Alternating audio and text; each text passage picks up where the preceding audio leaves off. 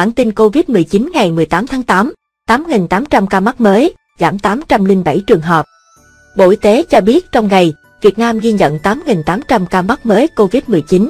So với ngày hôm qua, số ca mắc giảm 807 trường hợp. Tính từ 18 giờ ngày 17 tháng 8 đến 18 giờ 30 phút ngày 18 tháng 8, trên hệ thống quốc gia quản lý ca bệnh COVID-19 ghi nhận 8.800 ca nhiễm mới, trong đó 12 ca nhập cảnh và 8.788 ca ghi nhận trong nước, với 5.935 ca cộng đồng. Trong đó tại thành phố Hồ Chí Minh là 3.731, Bình Dương 2.513, Đồng Nai 443, Long An 428, Tiền Giang 282, Đà Nẵng 278, Kiên Giang 169, An Giang 105, Tây Ninh 104, Cần Thơ 91, Khánh Hòa 86, Bến Tre 72, Phú Yên 65, Vĩnh Long 61, Nghệ An 59, Quảng Nam 53, Hà Nội 46, Đồng Tháp 31, Bình Thuận 20, Thừa Thiên Huế 17, Hậu Giang 16, Bình Định 15, Đắk Nông 13, Quảng Trị 12, Quảng Ngãi 9, Ninh Thuận 8, Quảng Bình 8, Hà Tĩnh 8, Gia Lai 7, Bắc Ninh 7, Lâm Đồng 6, Thanh Hóa 6, Đắk Lắk 5, Lào Cai 4, Sơn La 2, Cà Mau 2, Ninh Bình 1, Thái Bình 1, Vĩnh Phúc 1, Lạng Sơn 1, Điện Biên 1, Bạc Liêu 1. Như vậy, trong 24 giờ qua số ca nhiễm ghi nhận trong nước giảm 807 ca. Kể từ đầu dịch đến nay, Việt Nam có 302.101 ca nhiễm, đứng thứ 73 phần 222 quốc gia và vùng lãnh thổ.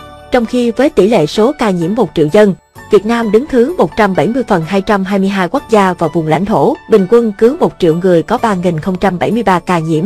Trong đợt dịch thứ 4, từ ngày 27 tháng 4 đến nay, cả nước ghi nhận 298.064 ca, trong đó có 108.534 bệnh nhân đã được công bố khỏi bệnh.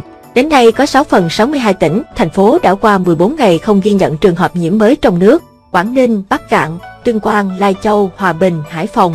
Có 5 tỉnh, thành phố không có ca lây nhiễm thứ phát trên địa bàn trong 14 ngày qua: Kon Tum, Hà Giang, Yên Bái, Thái Bình, Bắc Giang.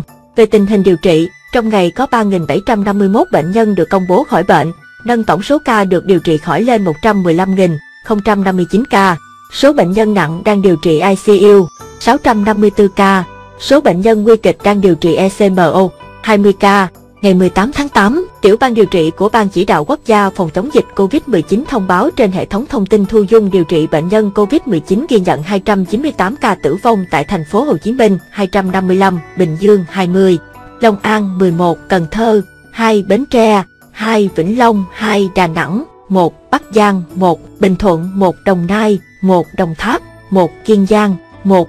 Tổng số ca tử vong do COVID-19 tại Việt Nam tính đến ngày 18 tháng 8 là 6.770 ca, chiếm tỷ lệ 2,2% so với tổng số ca mắc và ngang với tỷ lệ tử vong do COVID-19 trên thế giới. Về tình hình tiêm chủng, Việt Nam đã tiêm được 15.518.869 liều, trong đó tiêm một mũi là 14.032.444 liều, tiêm mũi 2 là 1.486.425 liều.